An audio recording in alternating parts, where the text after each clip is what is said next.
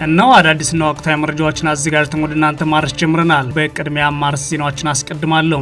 የብልጽግናው አገዛዝ በአማራ ክልል 12 እዞችን አሰልፎ እየተዋጋ እንደሚገኝ ብርጋዴር ጄኔራል ተፈራ ማሞ አስታወቁ።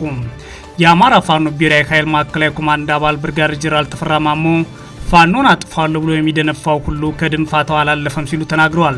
ጄኔራል ተፈራ ማሞ ከትግራይ ኃይሎች ያፈነገጠና የስምረት ኃይል ሲሉ የጠሩት ታጣቂ ከብልጽግና ጦር ጎን ተሰልፎ ከፋኖ ጋር መዋጋቱን ማስታውቀዋል። በዝርዝር እንመለከተዋለን። ህወሓት በተለያየ ቦታ እየተዘጋጀ ነውና እናጥፋው አገዛዙ የጦር መሪም በጀርባችን ያለ እኛ ሊወጋን የሚዘጋጀው ጽንፈኛ በአገሪቱ ላይ ጦርነት እየሰነዘረ ስለሆነ በጋራ ሆነን እንደመሰዋለን ያሉት የ63ኛ ክፍለ ጦር አዛዥ ኮሎኔል ጥላሁን አማጋ ናቸው። በቅርብ ጊዜያት ውስጥ በህወሓትና በአገዛዙ ጦር አመራሮችና ወታደራዊ ኃይሎች መካከል የተፈጠረው ውጥረት ተባብሷል። በዝርዝር እናየዋለን። የብልጽግናው አገዛዝ በአማራ ክልል 12 እዞችን አሰልፎ እየተዋጋ እንደሚገኝ ብርጋዴር ጄኔራል ተፈራ ማሞ አስታወቁ። የአማራ ፋኖ ብሔራዊ ኃይል ማዕከላዊ ኮማንድ አባል ብርጋዴር ጄኔራል ተፈራ ማሞ ፋኖን አጥፋለሁ ብሎ የሚደነፋ ሁሉ ከድንፋት አላለፈም ሲሉ ተናግረዋል። ጄኔራል ተፈራ ከትግራይ ኃይሎች ያፈነገጠና የስምረት ኃይል ሲሉ የጠሩት ታጣቂ ከብልጽግና ጦር ጎን ተሰልፎ ከፋኖ ጋር መዋጋቱን ማስታውቀዋል። የአፋባ ማዕከላዊ ኮማንድ አባል ብርጋዴር ጄኔራል ተፈራ ማሞ በትላንትናው ዕለት ጥቅምት 30 2018 ዓ.ም የአማራ ፋኖ ብሔራዊ ኃይል ደቡብ አማራ ቀጠና ሳምነው እዝ ስር የሚገኘው ከሰምኮር በተመሰረተበት መርሃ ግብር ላይ ነው ፋኖን ለማጥፋት የደነፋው ሁሉ ከድንፋት አላለፈም ሲሉ የተናገሩት። ከአዲስ አበባ ቅርብ ርቀት በሚገኘው የሰሜን ሸዋ ዞን ቡልጋ ቀጠና ሆነው የፋኖ ኮር አደረጃጀት ምስረታን የታደሙት ጄኔራል ተፈራ ማሞ የማደራጃ መርክና መሰባሰቢያ አማራነታችን ነው። ምክንያቱም እየተጠቃን ያለነው በአማራነታችን ነው። እየተጠቃ ያለው የአማራ ባህል ነው። አማራ በገዛ ሀገሩ እንዳይኖር እየተደረገ ነው። ስለዚህ ነው በአማራ ብሔርተኝነት መደራጀት ያስፈልገን። መደራጀት ምን ያህል ኃይል እንደሚሰጠን ይኸው በሁለት ዓመታት በሚገባ አይተነዋል ሲሉ ተናግረዋል። መደራጀት አለብን። ስንደራጅ ደግሞ መሰባሰቢያችን አማራ ነው። ምክንያቱም እየተጠቃን ያለነው በአማራነታችን ነው። እየተጠቃ ያለው የአማራ ባህል የአማራ ወግ በገዛ ሀገሩ እንዳይኖር እየተደረገ ነው። ስለዚህ መደራጀት አለብን። መሰባሰቢያችን ደግሞ የአማራ ብሔርተኝነት ነው። ከዛ ውጭ የሚደረግ ትግል የአማራን ችግር አልፈታውም። ስለዚህ የተበደለው ህዝብ ራሱ በራሱ ተደራጅቶ መታገል መቻል አለበት የሚል እንቅስቃሴ ተጀመረ። በሁለት ዓመት መደራጀት ምን ያህል ኃይል መሆኑ አየነው። ልጆቹ ተሰለፉ፣ ዋጋ ከፈሉ። በባርነት ከምንኖር ዋጋ ከፍለን በነፃነት እንኖር የሚል ውሳኔ ደረሱ። የፋኖ ኃይሎች ትግል ከተጀመረ ጀምሮ ከፍተኛ አደረጃጀት እድገት ማምጣታቸውን ነው ብርጋዴር ጄኔራል ተፈራ ማሞ ጨምሮ የተናገሩት። ከሁሉም አካባቢ ያለ የአማራ ፋኖ ብሔራዊ ኃይል ደረጃ በደረጃ ኃይሉን እያደራጀ ኮርና እዛ አደረጃጀት በመስረት ላይ ደርሷል ያሉት ጄኔራል ተፈራ ማሞ ግፍና በደል እስካለ ድረስ መደራጀታችን ግድ ነው። በአጭር ጊዜ ውስጥም የጠራ አደረጃጀት እየመሰረትን ነው። ትግላችን ድል የሚያደርገው በተድበሰበሰ አደረጃጀት ሳይሆን በጠራ መስመር ሲቆመውን አውቀን ነው አደረጃጀታችንን የመሰረት ነው ሲሉ ማስታውቀዋል።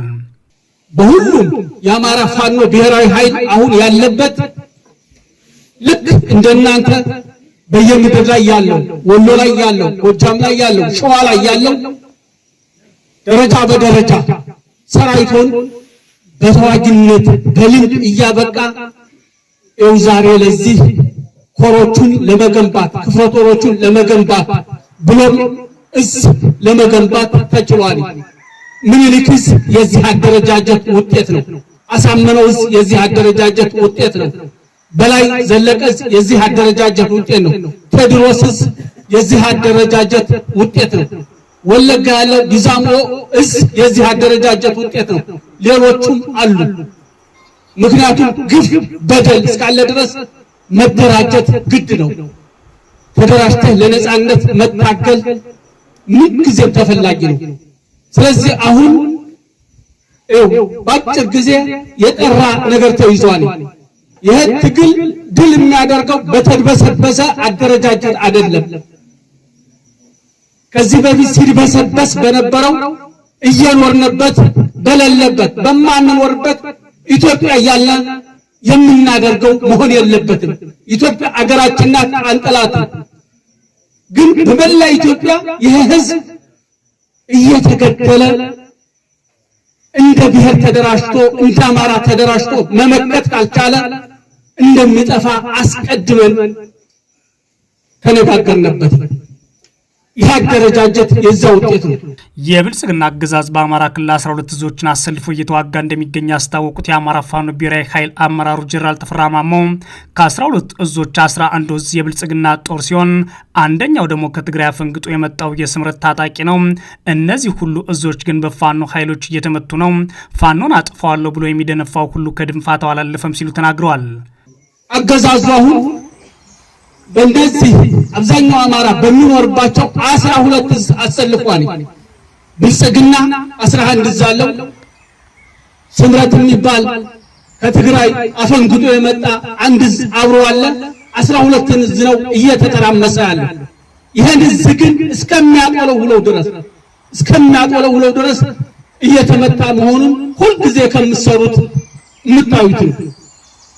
በየጊዜው ይማረካል፣ በየጊዜው እጅ ሰጣኒ፣ ሁልጊዜ እቅድ ያቅዳል፣ ግን አንድ ቀን መፈጸም አልቻለም።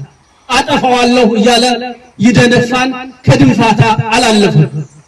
ብርጋዴር ጀነራል ተፈራ ማሞ በፋኖ በመደራጀታችን ውጤት አምጥተናል ያሉ ሲሆን እየሄድንበት ባለነው ጉዞ የአማራ ሕዝብ ከሚፈጸምበት በደል ወጥቶ ከመላው የኢትዮጵያ ሕዝብ ጋር በነጻነት በእኩልነትና በሰላም እንዲኖር ማድረግ ግባችን ነው ሲሉም ተደምጠዋል። ይሄ በምንድን ነው የተገኘው?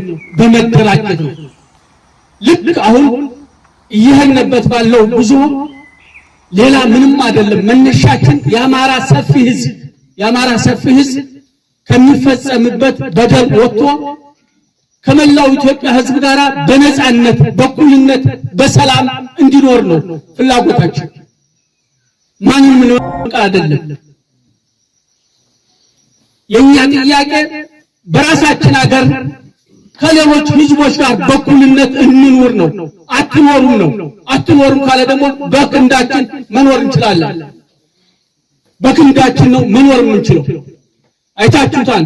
በተለያየ የአማራን ህዝብ እንደ ጥላት የሚወስድ ጽንፈኛ እስካለ ድረስ የአማራን ህዝብ ቀጻ የምናደርገው ታጥቀን ተደራጅተን እንደ አማራ እያሰብን ሁሉንም በዛ ስንቀሳቀስ ነው።